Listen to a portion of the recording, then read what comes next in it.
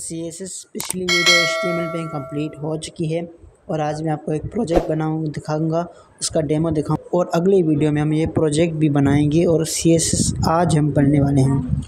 तो मैं आपको प्रोजेक्ट बनाता हूँ, जिस PC में जाता हूँ और यहाँ पे मेरा प्रोजेक्ट पड़ा हुआ है। आप देख सकते हैं विजुअल, जो कि है असिस्टेंट, जैसे हमारे गूगल असिस्टेंट होती है, सेम इसी तरह का प्रोजेक्ट हम बनाएंगे। ये कैसे वर्क कर रहा है, लेकिन अभी नहीं बनाएंगे।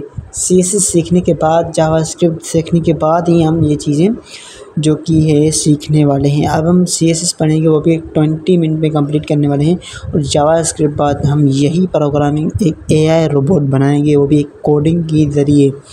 तो अब हम CSS को भी समझने वाले हैं। HTML पे हमने टॉपिक अपना ख़त्म कर दिया था, जो कि ऑलरेडी, अगर आप नए हो तो HTML खोल के मेरा चैनल देख लेना और CSS भी कंप्लीट कर लेना। तो आज हम CSS पढ़ने वाले हैं और साथ में साथ एक प्रोजेक्ट भी बनाएंगे और मैं आपको एक टास्क भी दूंगा, वो आप मुझे चेक भी करवाओगे। तो हम ये भी समझेंगे कि CSS क्या होता है, CSS की असल क्या होती है। अब हमें ये सीखना चाहिए कि व्हाट इज़ CSS, यानी CSS है क्या, आखिर CSS का मतलब क्या है। अब जो CSS है वो कोई प्रोग्रामिंग नहीं है, वो कोई प्रोग्रामिंग लैंग्वेज नहीं है, स्टाइलिक लैंग्वेज है। यानी इसको हम कैस्केडिंग स्टाइल शीट भी कहते हैं, ठीक है। कैस्केडिंग स्टाइल शीट भी कहते हैं।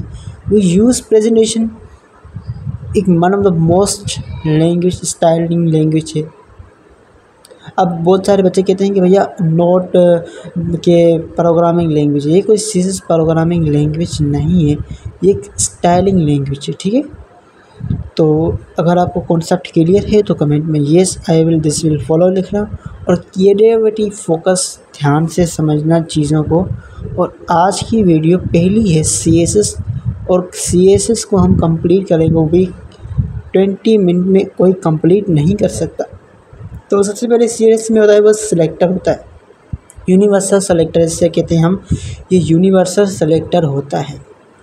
और उसके बाद जो आप ब्रैकेट दिख रहे हैं, एक कर्ली ब्रैकेट है, यानी हम प्रॉपर्ली एक वैल्यू को डिफ़ाइन करते हैं। यानी आप कुछ बटन तो बनाए, लेकिन आपको बटन को डिफ़ाइन करके उसकी वैल्यू करके इसका कलर चेंज करना होता है। ये होती है हमारी कर्ली ब्रैकेट, ठीक है। और ये होती है प्रॉपर्टी, जहाँ पे 1 लिखा हुआ है प्रॉपर्टी। अब ये बड़ा लॉजिक है, आप इसमें देखेंगे प्रॉपर्टी है, फिर वैल्यू है, जिस यूनिवर्सल सेलेक्टर से कहा जाता है। अब हम कहते हैं कि यानी आपने जिस चीज़ को टारगेट किया है उसे हम H1 लिखेंगे और कलर ब्लू कर देंगे, ठीक है। CSS सेलेक्टर हो गया कंप्लीट। अब हम समझेंगे कि CSS सेलेक्टर की ID, एलिमेंट होता है, क्लास होता है, वो ID होती है। Element H1 curly bracket open close करो, क्लोज करके डिव को टारगेट करो, हेडर को करो, फूटर को, स्पैन को करो, स्ट्रॉन्ग को करो, बटन को करो, BTN जिसे कहा जाता है, ये यूनिवर्सल सेलेक्टर हैं सारे, ठीक है। अब हम सुनते हैं कि H1 क्लास बिग हेडर, एक मैंने टाइटल लिखा है ना। अब इसको हम करेंगे CSS की मदद से।